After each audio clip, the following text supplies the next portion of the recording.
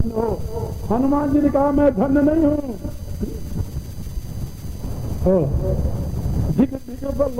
पौरुषधिक मोही जो तो जिय तो बच्चे शिशुर द्रोही। कहा मैं धन्य नहीं हूं। ये तो तुम्हें वरदान मिला है ब्रह्मा का कि तुम मेरे हाथ नहीं राम के हाथ मरोगे, इसलिए तुम बच गए, नहीं तो मेरी मुष्टिका लगे और तुम बच जाओ। तो मैं उन लोगों से पूछता हूं जो ये समझते हैं कि मांस खाने से अधिक बढ़ बढ़ता है। रावण मांसाहारी था, हनुमान जी प्योर शाकाहारी। तो आप जानते हो हनुमान जी लंका में जाते हैं तो माता सीता से कहते कि माँ तुम ही लागी अति भूखा, मुझे अत्यंत भूख लग गई। कहा कैसे लग गई बेटे, अभी तक तो नहीं लगी थी। कहा लागी देख सुंदर फल रूखा, कहा इन वृक्षों पर अच्छे फल लटक रहे हैं माँ, इसको देकर भूख लग गई है। क्योंकि वो शुद्ध शाकाहारी फलाहारी। एक बार हॉलैंड में एक कॉन्फ्रेंस हो रही थी वेजिटेरियनिज्म पर, मैं भी उसमें आमंत्रित था, चेयरमैन था उस दिन के व्याख्यान का। सभी विद्वान थे, बहुत से डच थे और दूसरे देशों से लोग आए थे, अपनी अपनी बात कही और सब ये कह रहे थे कि पूर्व में मनुष्य जो था वो मांसाहारी था, लेकिन अज्ञानवश था और अब हमें उसके हानि लाभ का पता चल गया, हमें मांस नहीं खाना चाहिए, इसके विरोध में प्रचार करना चाहिए कि मनुष्य के लिए उपयोगी नहीं है। बाद में मुझे बोलना था, मैं जब बोलने के लिए खड़ा हुआ तो मैंने पूछा लोगों से, हम कहा आप ये बताइए कि according to Darwin human being is the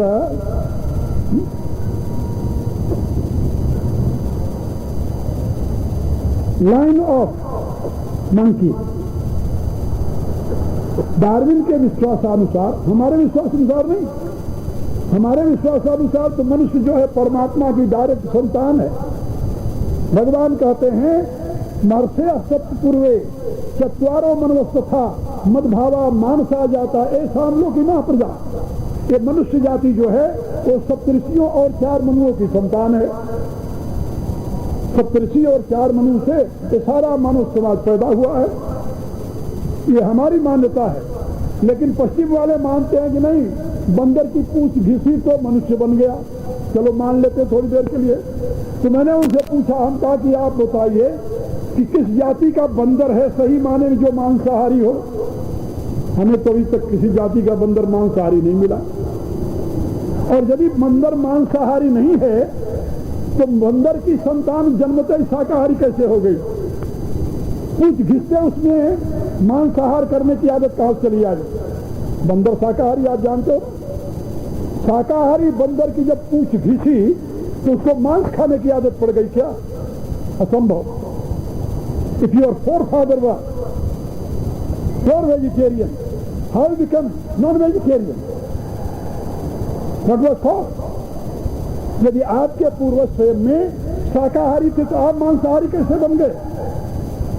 मैंने कहा, हम कहा कि ये मानना कि पहले के लोग मांस खाते थे अन्य पदार्थों के अभाव में बिल्कुल गलत है, क्योंकि पहले वनस्पतियों का आविर्भाव हुआ है, फिर उसके बाद में औषधियों का आविर्भाव हुआ है, उसके बाद में फिर मनुष्य का जन्म हुआ है। और औषधि और वनस्पति ये दोनों, एक चांद्र तत्व है, दूसरा सौर्य तत्व है। इनकी व्याख्या की गई है आयुर्वेद में कि जो अपने फल के साथ नष्ट हो जाता है उसको औषधि कहते हैं, और जो अनेकों बार फल देने में सक्षम है उसको वनस्पति कहते हैं। तो जितने फलदार पदार्थ हैं, वृक्ष हैं, उनकी संज्ञा है वनस्पति। और जो जैसे गेहूं है, ये धान है, ऐसे जो पदार्थ है अन्न जिसको कहते हैं, वो एक ही बार फल देकर के नष्ट हो जाते हैं, उनको कहते हैं औषधि।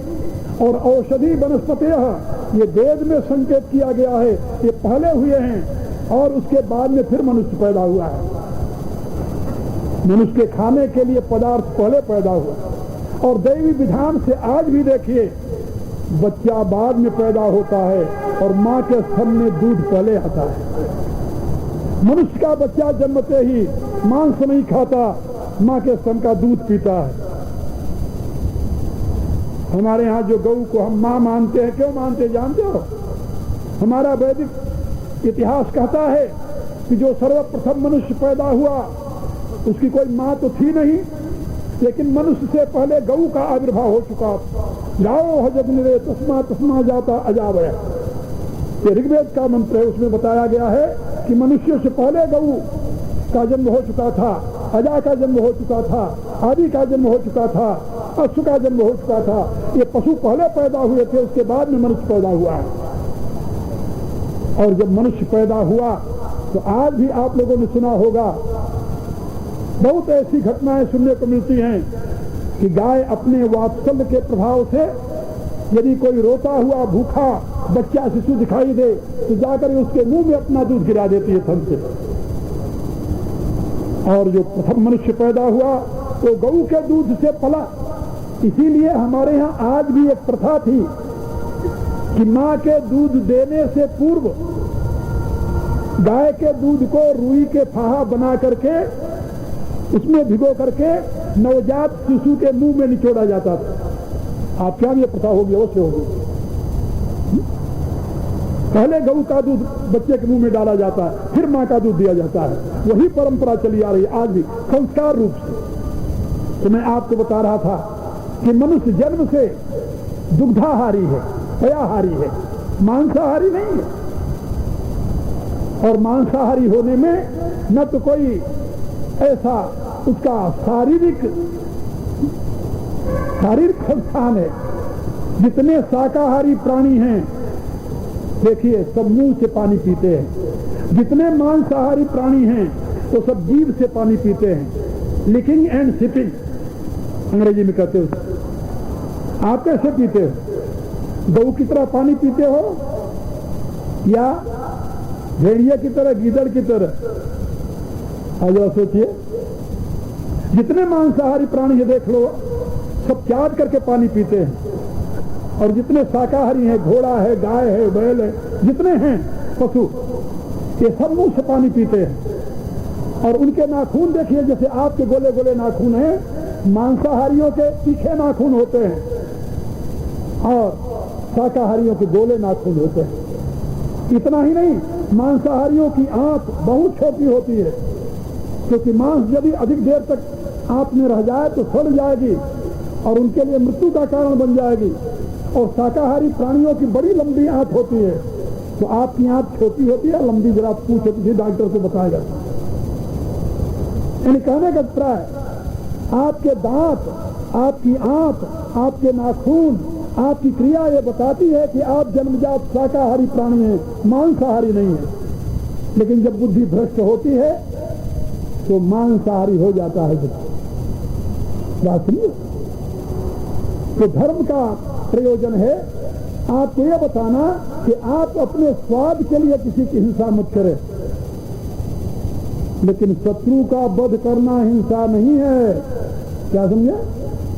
हाँ, एक व्यक्ति अन्याय करता है, किसी का कत्ल करता है, उसके ऊपर मुकदमा चलता है, न्यायालय में वो जाता है और न्यायालय में जाने के पश्चात न्यायालय में उसको मृत्यु दंड दिया जाता है।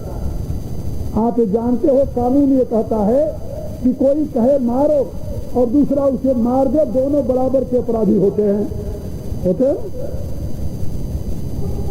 मारने का आदेश देने वाला और मारने वाला, न्यायालय में दोनों बराबर के अपराधी माने जाते हैं। उसने कहा उसने मारा, लेकिन जब जज कानूनन सजा देता है मृत्यु का और वो जल्लाद जो है उसको मारता है, फांसी की सजा यानी फांसी पर चढ़ा देता है, तो क्या कभी सुना कि जल्लाद और उस जज को उस मारने के बदले में सजा भी नहीं होता ही? ऐसा तो नहीं होता। क्यों नहीं होता? काम एक ही है। अंतर क्या है? का अंतर ये है कि जज ने जो फैसला दिया है तो अपने स्वार्थ से नहीं दिया, अपने बैर से नहीं दिया, उस व्यक्ति के प्रति उसका कोई द्वेष भाव नहीं था।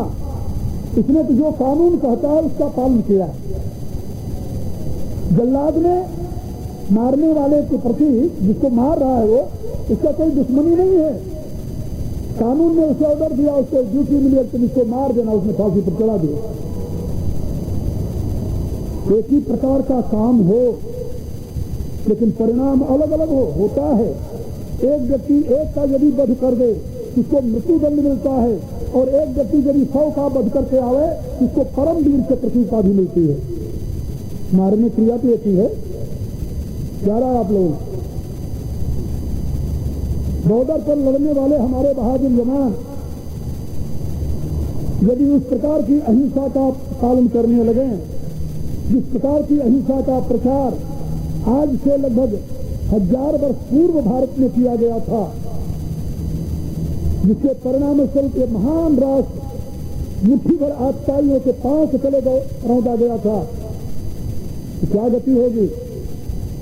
आप लोग शायद पता नहीं है, गुप्त काल में जितने हमारे यहाँ चंद्रवंशी क्षत्रिय थे अधिकांश उनको बॉर्डर पर बसाया गया था। बॉर्डर पर ये अफगानिस्तान से लेकर के बलोचिस्तान आज जो है ये सब भारत का बॉर्डर रहा है, और ये सब चंद्रवंशी क्षत्रिय थे जो बसाए गए थे आप।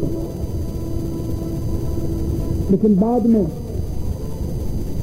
भारत में एक धर्म जिसको आप बौद्ध धर्म के नाम से जानते हैं, उसके प्रचारक वहां गए, उन क्षत्रियों को बताया ताकि ये ब्राह्मण जो हैं तुम लोगों को मूर्ख बना करके हिंसा में प्रवृत्त करते हैं, और ये स्वयं हिंसा नहीं करते, तुमसे हिंसा करवाते हैं, तो हिंसा के बदले तुम्हें तो घोर नरक मिलेगा, और वो पूजा पाठ तपस्या करके तो स्वर्ग में जाएंगे, तो तुम उनके बहकावे में क्यों आए? आज जाकर काबुल में देखिए, आपको अवशेष मिलेगा बुद्ध धर्म का, और इतना विशाल अवशेष मिलेगा कि आपको आश्चर्य होगा। भारत में अवशेष वो नहीं है जो काबुल में, मैं स्वयं जाकर देखा, तो पूरा अफगानिस्तान बौद्ध था। और परिणाम क्या हुआ? तो सब क्षत्रिय थे, लेकिन वो माला लेकर बुद्धम शरणम गच्छामि, संगम शरणम गच्छामि, धम्मम शरणम गच्छामि की गीत गाने लगे, और मुट्ठी भर आतताई अरब से उठे और उनके ऊपर आक्रमण किया। उनमें शक्ति थी नहीं अपने आप को संभालने की। परिणाम क्या हुआ? सब तलवार के नोक पर मुसलमान बना दिए गए, और जब मुसलमान बन गए और उनके हाथ से बुद्धम शरणम गच्छामि चला गया, जिसको कहते हैं बुद्ध परस्त। बुद्ध परस्त का अर्थ होता है बुद्ध परस्त। हाँ समझे? ये बुद्ध परस्त थे सब, ये बुद्ध परस्त कहे जाने लगे, और परिणाम का जब सब मुसलमान बन गए, तब उनको याद आया कि ये वैदिक धर्मानुयायी जो है ये तो हमारे शत्रु रहे हैं, अब मुसलमानों का मिला उनको बल, और उस बल से सब संगठित होकर के भारत के ऊपर आक्रमण किया।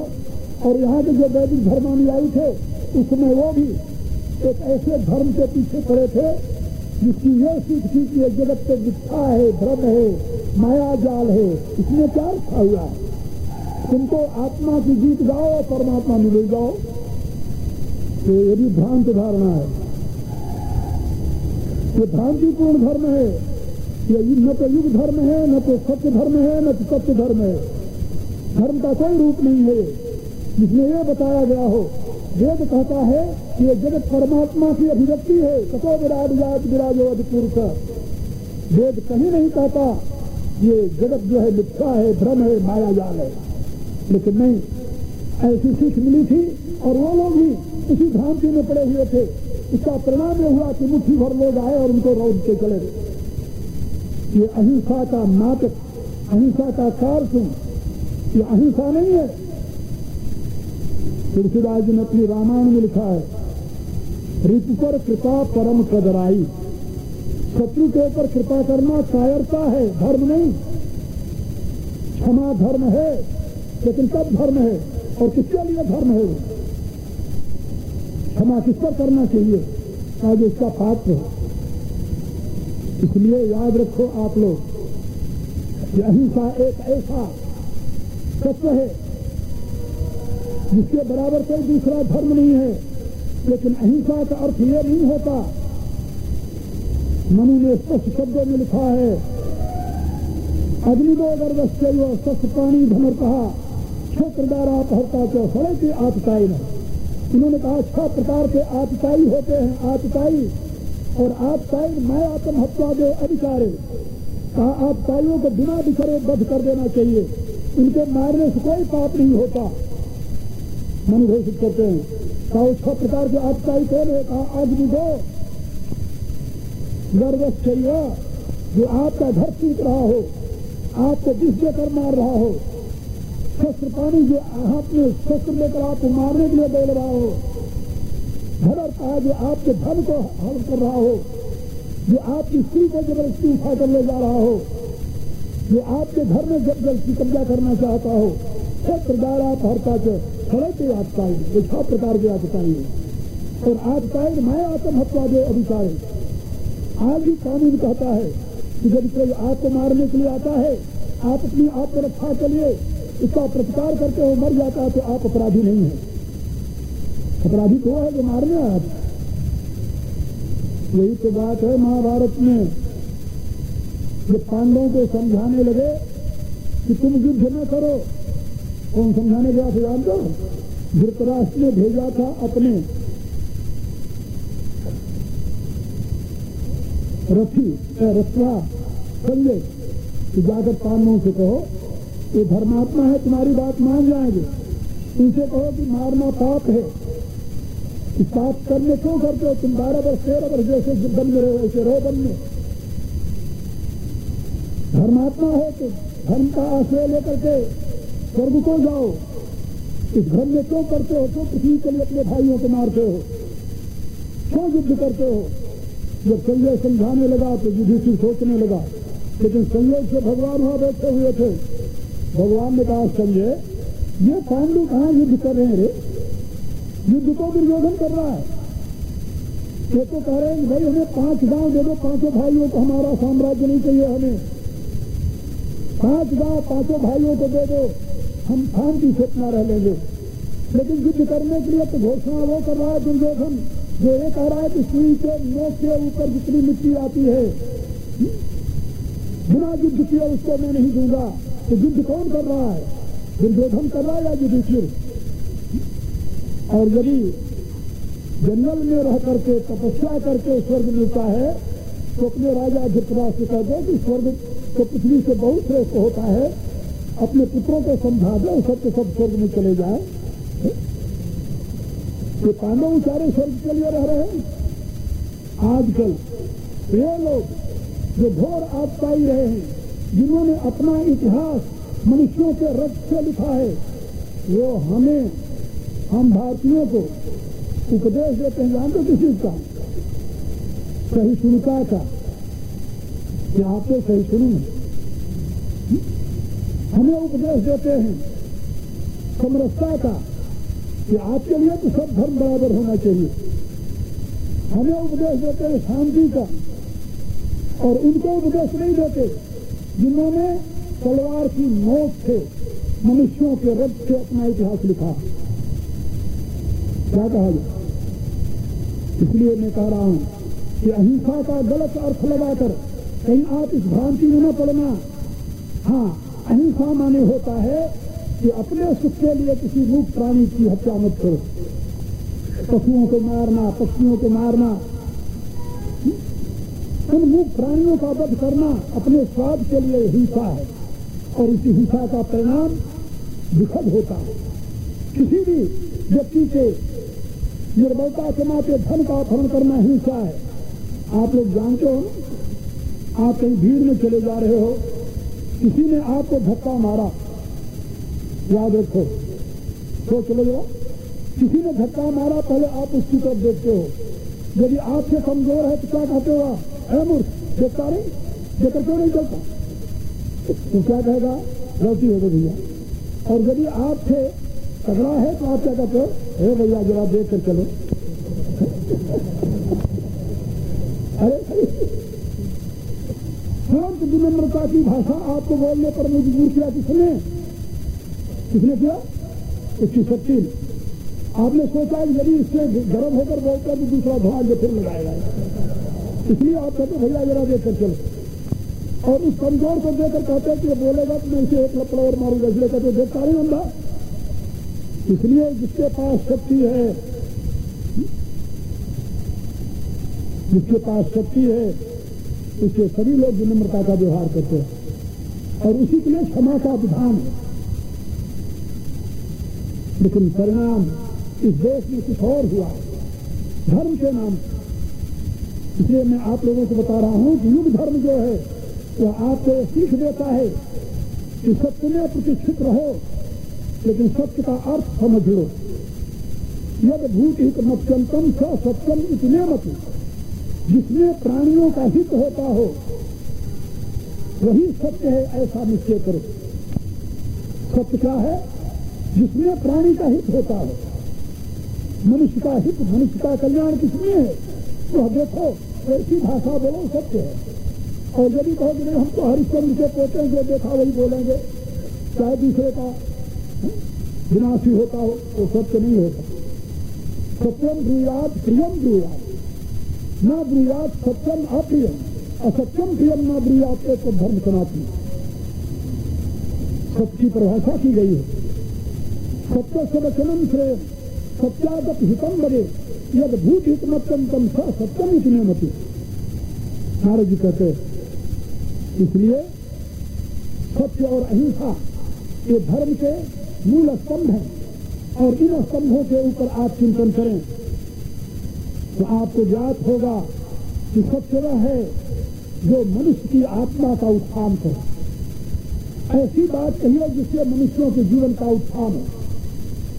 अपने सत्य के अभिमान में ऐसी बात न कहिए जिससे दूसरे का विनाश होता हो। पुराण में कथा है, एक ऋषि बड़े सत्यवादी थे। एक दिन बैठे हुए थे ध्यान में अपनी कुटिया में, और एक शिकारी एक मृग के पीछे दौड़ा आ रहा था। मृग आकर के ऋषि को देखा तो उनके पीछे झोपड़ी में छुप गया। इतने में शिकारी आ गया। उसने पूछा, ऋषिवर प्रणाम किया, आपने कहीं मृग को देखा? उन्होंने कहा कहाँ कहा ये पीछे। उसने जाकर मार दिया उसको। मार दिया तो ऋषि जब शरीर छोड़कर गए बड़े घर, तो उनको तो पता कि मैं सीधा जाऊंगा वहां, लेकिन उनको जाना पड़ा जमपुरी में यमराज के सामने। ऋषि ने पूछा कि मैंने कौन सा ऐसा अपराध किया जो यमराज के पास मुझे आना पड़ा? उन्होंने कहा, महाराज आप सत्य के अभिमान में एक निरीह प्राणी की हत्या में हेतु बने। निरीह प्राणी की हत्या में उस समय मैंने देखा था, क्या करता? कहा आपको कह देना चाहिए था। यदि आप ये नहीं कह सकते थे कि मैंने नहीं देखा है तो आप मौन रहते। जिस सत्य बोलने से दूसरे का हित होता हो उस अवस्था में मौन हो जाइए।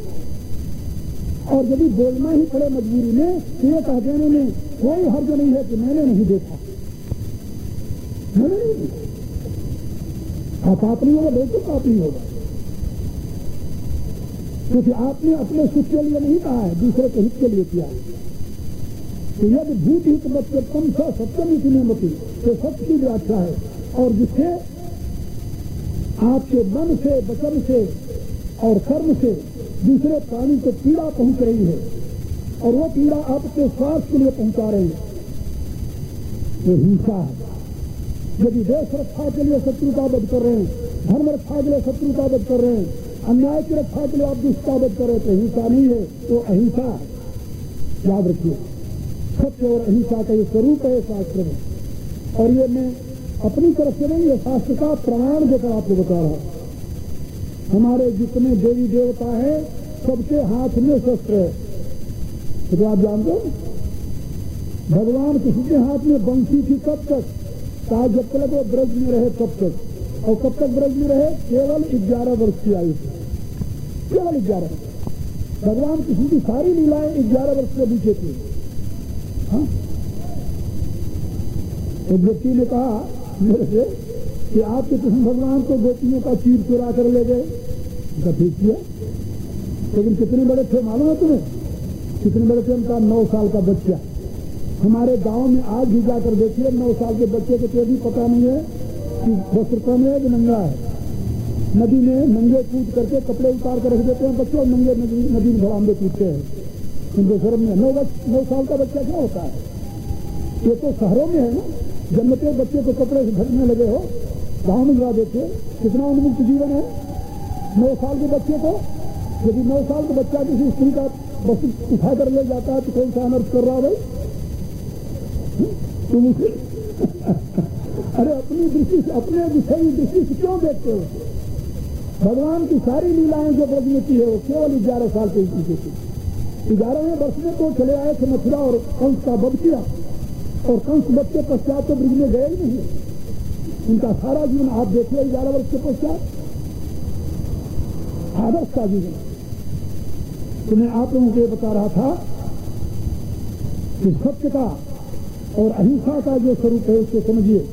भगवान कृष्ण का प्रिय अस्त्र चक्र है।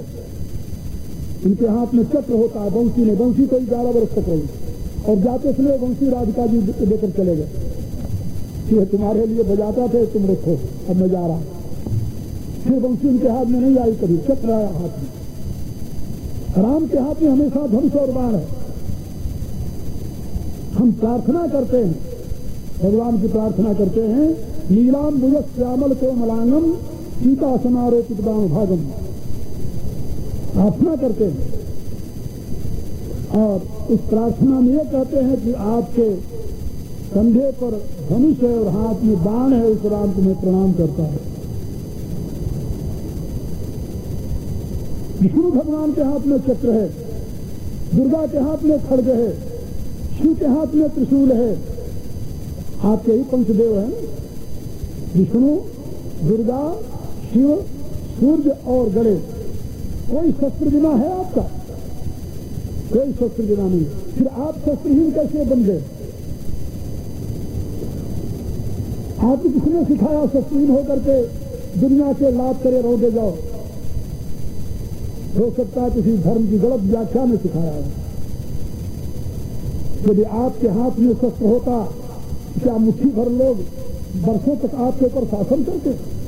लेकिन नहीं, ऐसा हुआ। इससे हिंदू शब्द की व्याख्या करते हुए मैंने शास्त्र में पाया, हिनस्ति तपथा पापान दैहिकान दुष्मानसान हेतु शत्रुवर्यांश के स हिंदू रविदीयते। मैंने पुस्तक लिखी है हिंदू धर्म सूत्र, शौक हो जानने की जिसे पढ़ना। इसमें मैंने लिखा है सारे प्रमाण देकर के इतिहास का, हिंदू कौन है, हमें हिंदू कब से कहा जाता है। क्योंकि एक व्यक्ति ने पुस्तक छापी थी कि हिंदू शब्द हमें मुसलमानों ने दिया, मुसलमानों ने, और गाली के रूप में दिया। हिंदू माने काफिर, हिंदू माने जाहिर, हिंदू माने असभ्य, हिंदू माने क्या बोलते कायर आदि आदि। तो मैंने उस पुस्तक को लिखा है और उसमें प्रमाण द्वारा बताया है इतिहास से कि आज से 4000 वर्ष पहले भी हमें हिंदू लोग कहते थे। हिंदू हमारा प्राचीनतम नाम है। और हिंदू शब्द की व्याख्या की गई है आज से 1500 वर्ष पहले, जबकि मोहम्मद साहब का जन्म ही नहीं हुआ था। मुसलमान तो यहाँ 10वीं सदी में आए हैं, 10वीं सदी में 1000 वर्ष हुआ उनको यहाँ आए। और उससे पहले हिंदू शब्द की व्याख्या करते हुए लिखा है, हिनस्ति तपथा पापान, जो तपस्या के द्वारा अपने पापों को नष्ट करता है। हिनस्त माने नाश करता है। दैहिकान दुष्ट मानसान, कौन से पाप? जो शरीर से किए गए हैं या मन से किए गए हैं। दोनों प्रकार के पापों को जो तपस्या के द्वारा नष्ट करता है, और हेतु भी शत्रु वर्गान से, और शस्त्रों के द्वारा जो अपने शत्रुओं का नाश करता है, स हिंदू रविदीयते, उसे हिंदू कहते हैं। जो वीर जाति है, जो सूर जाति है, वीर जाति है, ये कायर कभी नहीं रही। इसको कायर बनाया गया, धर्म की गलत व्याख्या करता। और मैं जनता को अपराधी नहीं मानता, मैं उन धर्माचार्यों को अपराधी जरूर मानता हूं जिन्होंने इस जाति को कायर बना दिया।